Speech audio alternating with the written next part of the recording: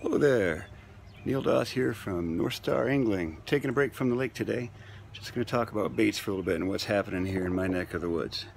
It is the last day of May, May 31st, 2019 here in the Minnesota metro area.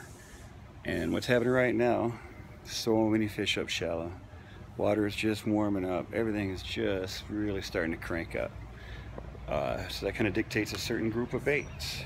This is not the time of year that I'm throwing, you know, the plastic worm Texas rig, jig and pig, drop shots. I'm not doing the vertical thing yet.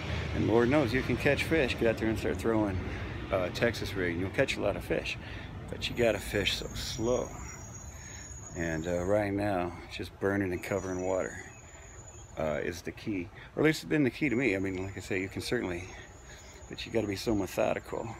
But they'll hit, I mean, anything right now. But the more water you cover, the more fish you're gonna catch.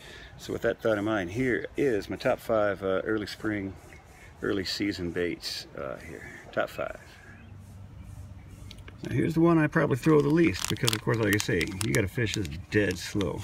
But I mean, really, you don't go bass fishing hardly without a Wacky Rig, right? Or a Cinco. Sometimes I rig it Texas rig if I need to fish a little bit faster. But if you get a blow up and a miss, or you're fishing under a specific dock or a very specific spot, obviously, I mean, nothing's going to work better than just letting a Wacky Rig flutter in front of their face.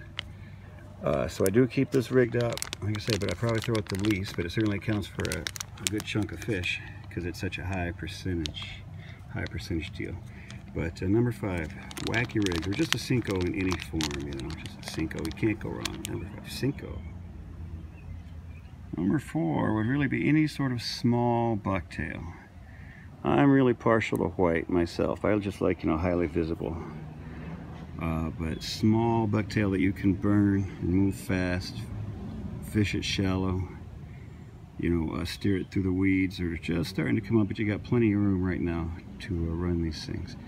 Such a high percentage thing, bass, pike, hell, you'll even catch a crappie or two if you find one in aggressive. So you can never go wrong. Have a little bucktail handy. Any of them.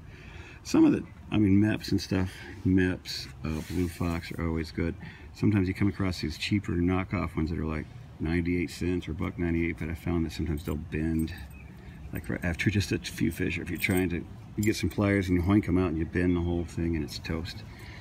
So I like to stick with the Mepps and the Blue Fox a lot, but small spinner baits is, or not spinner bait, small bucktail is number 4.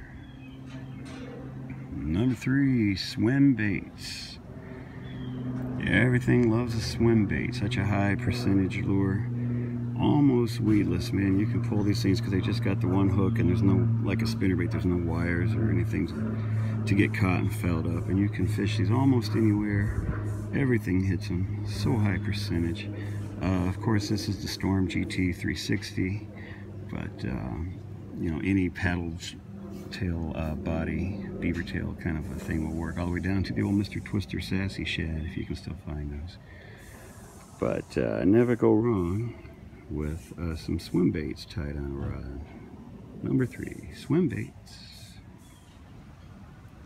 Alright, number 2 would be the Whopper Plopper. Now you could pretty much substitute a buzz bait in here for this, but I've just over the last year really become a big fan of the Whopper Ploppers. And I know it's sort of cliche and there's sort of a fad, but my goodness, there is a reason behind the popularity. And every time I catch one on this, I wonder if that same fish would have hit a buzz bait, you know, just that hard, or I don't know, but man, I love these things. So about that last hour of sunlight here, you turn on a Whopper Plopper and look out. And again, just the speed. You could put on a Hula Popper, a Zara Spook, a little tiny torpedo, and you're gonna blast some topwater fish. Just you're gonna cover much more water with this, and you know, cover more water.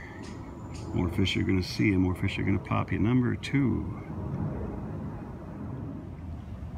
Number 1, of course, the Chatterbait. You could substitute spinnerbait here for number one, but of the two I find myself fishing the chatter more, just because it doesn't have the arm up here. So if I fish in a weedier area, I can pull it through a little bit more weeds. You know, if you got the blade here and you get some moss or some algae in there and it'll foul that blade up. Well, that doesn't happen, you know, with the chatterbaits. So I find myself throwing the chatter a little bit more than the spinnerbait. And obviously everybody who throws them knows, man, you just can't replicate that feeling on the line.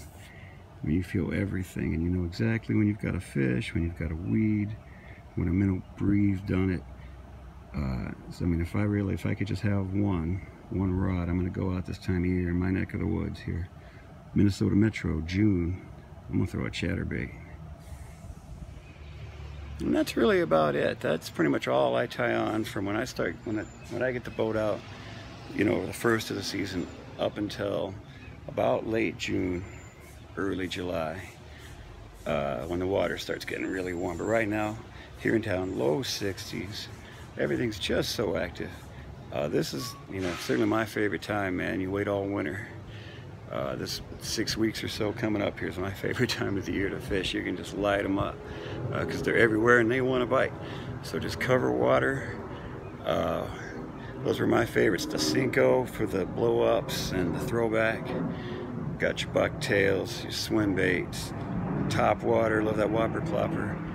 And 60% of the time, I'm just throwing a chatterbait. Moving, grooving, throwing a chatterbait. Stupid plane. Hope you heard some of that. Alright, Neil Doss here from Northstar Angling, and we will see you next time on the water.